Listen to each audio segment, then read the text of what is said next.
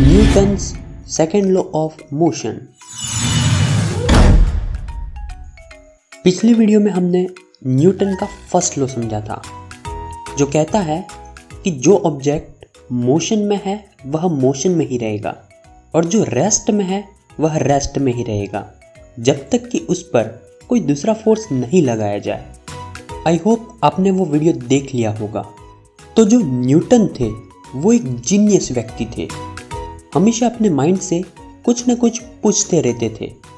तो उनके दिमाग में एक क्वेश्चन आया कि अगर मैं किसी ऑब्जेक्ट पर फोर्स लगाऊं तो क्या होगा। उन्होंने एक्सपेरिमेंट किया और उस एक्सपेरिमेंट के रिजल्ट आए। उससे न्यूटन का सेकंड लॉ बन गया और आज हम उसी सेकंड लॉ को समझने वाले हैं। तो चलिए शुरू करते हैं।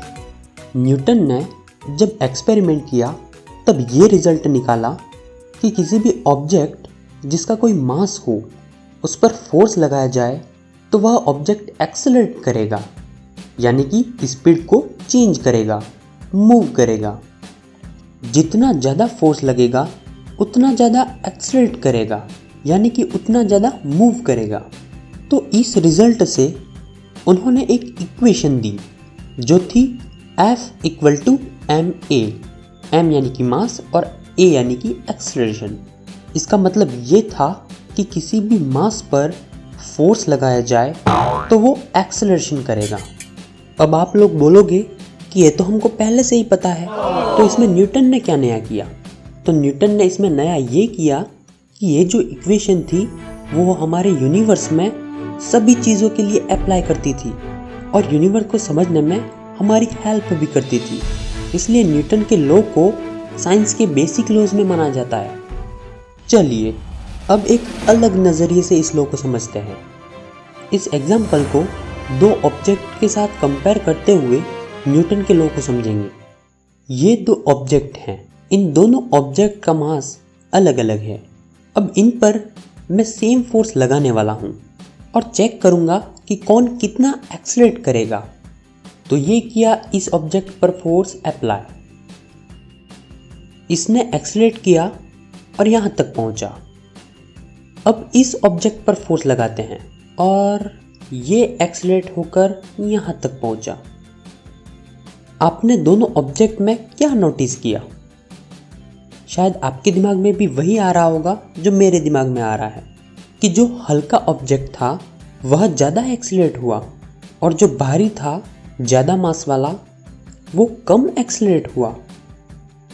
तो न्यूटन का लॉ भी यही कहता है कि सेम फोर्स लगाने पर जो हल्की चीज़ होती है वो ज़्यादा एक्सेलरेट करेगी और जो भारी चीज़ होती है वह कम।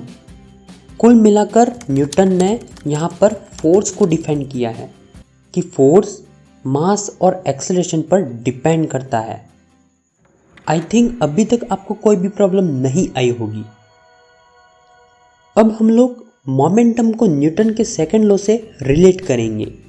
हमारी इक्वेशन है F = ma, F यानी कि फोर्स, m यानी कि मास और a यानी कि एक्सेलरेशन। अगर आपको एक्सेलरेशन के बारे में नहीं पता तो आप इस वीडियो को देख सकते हैं। तो एक्सेलरेशन का फॉर्मूला होता है वेलोसिटी अपॉन टाइम, v/t। तो a की जगह हम v/t रख देंगे।